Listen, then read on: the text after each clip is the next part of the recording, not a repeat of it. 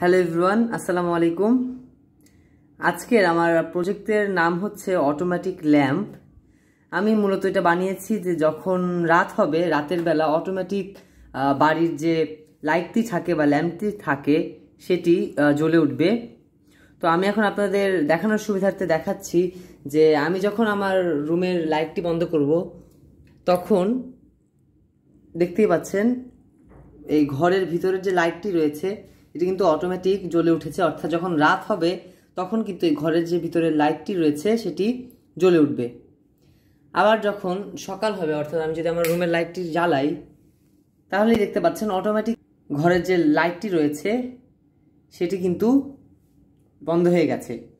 তো মূলত এটি তৈরি করার জন্য আমি সর্বপ্রথম একটি লাইট সেন্সর ব্যবহার করেছি, যেটি আমি এই ঘরের উপরে রেখেছি। এই যে এটা হচ্ছে লাইট সেন্সর, এবং এর ভিতরে আমি ব্যবহার করেছি একটি লাইট, এবং এই লাইট সেন্সর এবং এই লাইটটি উভয় কানেক্টেড করেছি আমি পিছনে আমাদের যে ইজিয়ার প্রো সকেট বোর্ডটি রয়েছে এটার সাথে।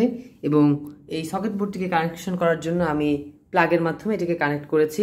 তো এটি হলো আমার আজকের এই প্রজেক্ট। সকলকে ধন্যবাদ। আসসালামু আলাইকুম।